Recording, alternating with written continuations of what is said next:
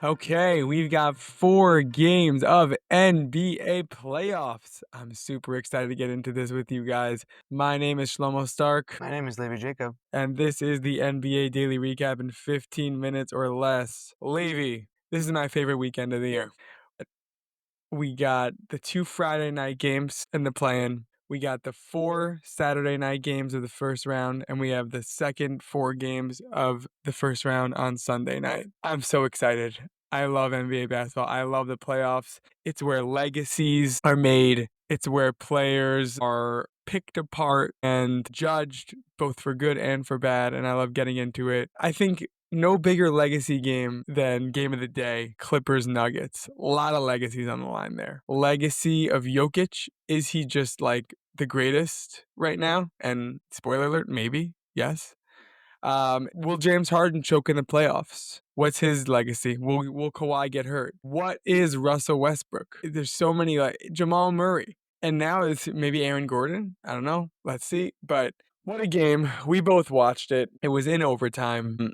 I don't even like the box scores are almost irrelevant, but I'll read them out.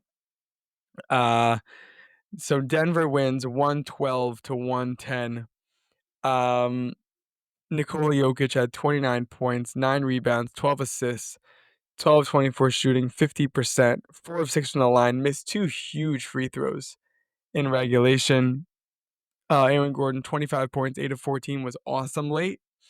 And for the Clippers, James Harden was unreal, really unreal. 32 points, 6 rebounds, 11 assists, 11 for shooting, 11 of 22 shooting, also 50%. He was 6 of 6 from the line. He played 42 minutes. It was a great game. Kawhi and Zubats were solid, I should say. But this came down to the end where basically the Clippers had a strategy, which was we're going to double Murray and Jokic at all costs. We're going to leave Westbrook open. Now, the issue with leaving Westbrook open is he's either going to shoot it, which he did. He made 1 of 2 of those shots, or though he could drive in and then make a pass, which he found 3 times. He found Aaron Gordon twice and Christian Braun once. So there was a flaw in this plan, which was it was super predictable and really easy to make the right basketball play, which I think in the end was why the Nuggets won. Because talent-wise, these teams were going, it was a 2-point game in overtime, like they were trading baskets head-to-head in the end of regulation. You had the Westbrook 3 and the Harden floater. But I think what it really came down to was the Clippers' defense just became too predictable, and the Nuggets again and again made the right basketball play, and eventually they won out. Yeah. The thing also I think to note was that part of the strategy was they were using, at least while he was on the floor, because a lot of the fourth Ben Simmons was on the floor, was a little bit odd to me. But Zubats was coming a little bit farther out to guard Jokic on the high post, and that allowed Russell Westbrook and Aaron Gordon to get these crazy offensive rebounds. Between the two of them, they had 9 offensive rebounds, which is not exactly characteristic of either of them. They did the same play every time. It was Jokic like at the deep 2 spot, basically in the center of the court, and Zubats would come up, and then Jokic would just hang out there, and basically like it was like, okay, Zubats, I'm about to score on you. So then he'd get a double, and then Jokic would pass it to the double. Either they'd score or they'd miss, and then Denver would either get the offensive rebound or come very close to it because Zubats was all the way up. It was like every time they did the exact same thing. And the answer is absolutely nothing. I'm looking forward to this series. This is now officially my number 1 series that I'm excited for. And like every game is going to be super exciting. You know, we're going to have the Murray game. We're going to have the Kawhi game. And every game is going to be a Jokic game. Next, Knicks beat Detroit 123 to 112. I watched this game even though it was 1 in the morning. And I just finished Clippers Nuggets. Oh, baby, is all I can say. What a great game.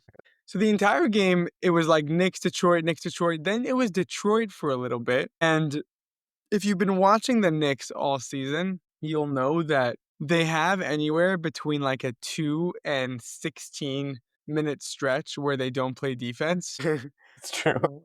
Like it just happens every time. And if it's harder to win when either one of our good players are out, like Brunson or OG, or when it's closer to 16 minutes and not 2 minutes. But then I was like, I know Detroit's like playing better, but like this just feels like the Knicks have like another level to go and like they can win this. And then it happened. It was more than I could have ever hoped for. It was a 21-0 run. that was just the Knicks saying we've been here. It was like like when people talk about, yeah, it's a good matchup, but I'm gonna have these guys because they have the experience. This was the definition of we've been there. Like the Detroit was like flustered and making silly turnovers, and really the Knicks from the beginning of the fourth quarter, from forcing a 5-second violation to start a quarter, which I don't think has ever happened in the playoffs ever. So Yeah. then on the ensuing possession, a 24-second violation, and then just going on this 20 run, which was like a mixture of Cat, Brunson, and Hart, and like the same fast break plays every time. And also Schroeder literally not being able to hit like the most wide open shots of all time. Brunson, they were playing great D on him, and then he just woke up in the fourth quarter and couldn't miss, that's fine. Like, I love that. Let him think that he has an off night, and then he'll destroy them. OG Anunoby was great. I thought the player of the game was Karl Anthony Towns. If you watched, I kept like yelling at my screen, like, get the ball to Towns. He hasn't missed. He really didn't miss. He was 10 of 14, so he actually missed 4 times technically, but 2 of his 4 misses were 3-pointers. So that means he missed one shot. Like his entire game, within the 3-point line, he missed one shot. It felt like nobody there could defend him. Yeah, he just felt larger than everybody else. Much more Yes. capable. And like whenever we needed a bucket, he would just drive and like it was like, whoa, Towns is scary. And it was great. Detroit's gonna be really annoying this series. They're chippy. They're like Schroeder's annoying. Yeah. Holland is annoying. Stewart is annoying. But OG did a great job on Cade. Cade was almost irrelevant. Beasley and Hardaway and Harris did step up to make it a game, but it's funny. Cade ended up finishing with 21 points, but like it was 8 of 21 shooting.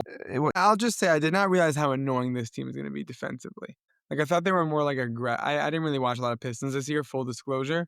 I thought they were more like a fighting type team, which it was very physical. And there's going to be some ejections soon. There was some shoving, there was some, tackling, whatever. But Asar Thompson is great defender.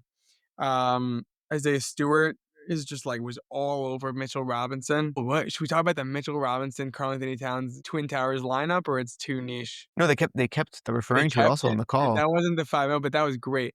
It was a really fun lineup that I loved. It was Robinson, Towns, OG, Bridges, Brunson. No Hart, but which I was nervous. Like I didn't even play that well in that lineup, but I liked the lineup. I think what really bolstered that lineup was the fact that Karl Anthony Towns, they were talking on the broadcast about like his blow by percentage. He wasn't doing that this game. He was just putting his head down, forcing his way to the basket and scoring. So it really like it opened up the floor. And no matter what, they're always gonna have to guard him on the perimeter. So at least like Mitchell Robinson can operate for the He was great, and also I gotta give credit to MSG. It was so loud in there when the Knicks scored, and it was so great to watch. I'm gonna be waking up for every Knicks playoffs game. I don't plan on sleeping through any of them. The only ones I'll miss are if they're on a Friday night. Okay, next, we got 2 blowouts, which was a bit of a bummer. Minnesota Lakers was highly anticipated, and it was a great first quarter, which I watched, then I fell asleep. Luka was phenomenal in the first quarter. He had like 16 points. And then Minnesota just chipped and never looked back. They outscored the Lakers in the second quarter 38-20. And then they ended up winning 117-95. Luka played really well. Everyone else in the Lakers was fine or bad. And for Minnesota, it was McDaniels who was huge, but Randall and Edwards were there and like part of it. And Naz Reid was huge. Naz Reid was feeling it, man. He's I he's actually a player that's so much fun to watch. I think he's like 6'9".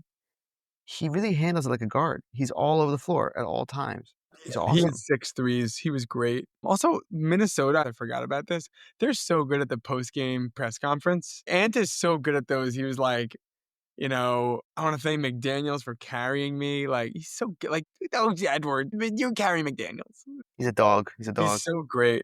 But this is one of those. This feels like the series like last year. I think it's gonna go to 7. It feels like one of those series that like Minnesota and the Nuggets had last year, which was none of the games were close, but it went to 7. Yeah. Like that would not shock me if it's just like tonight it's Minnesota's night, then it's the Lakers' night, and they just go 1-1. Like I like my takeaway from this was not the Lakers have no chance. Minnesota has won the series, even though they blew them Right. out.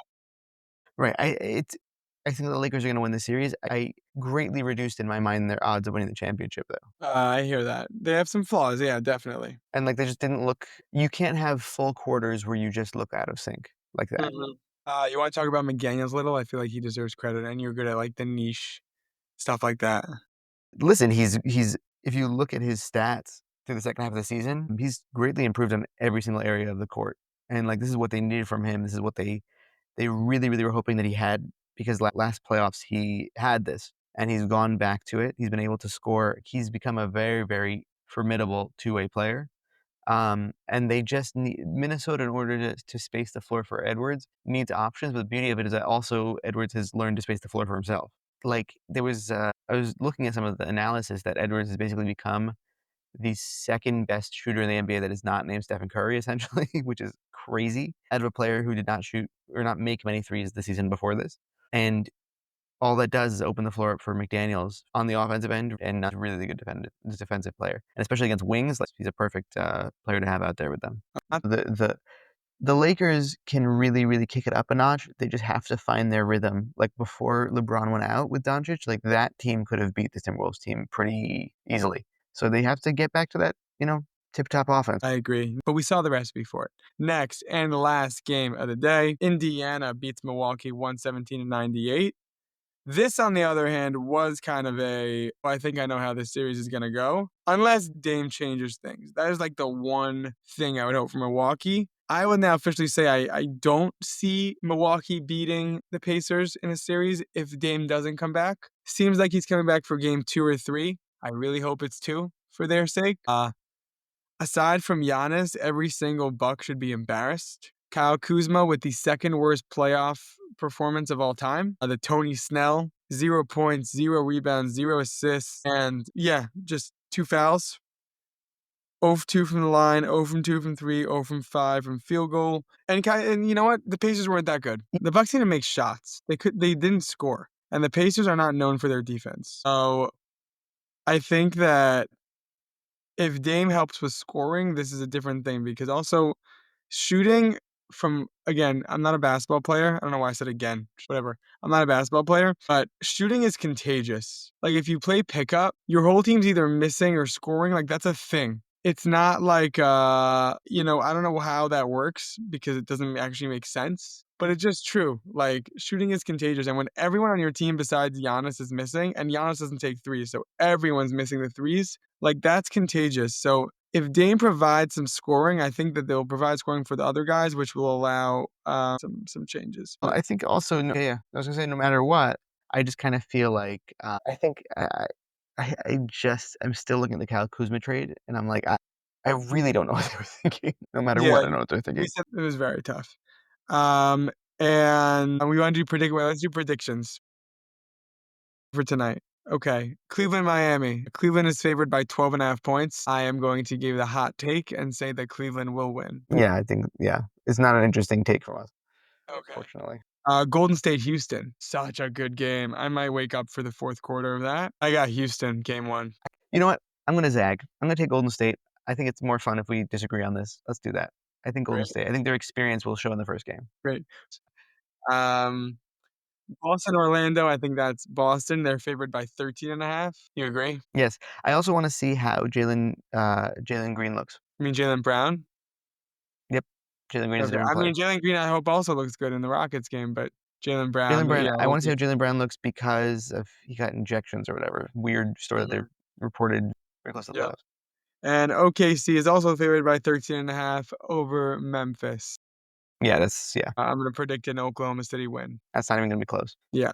Okay. Looking forward. That was the NBA of the week on 50 minutes or less. I want to thank you, Levi, for producing. I want to thank you for listening.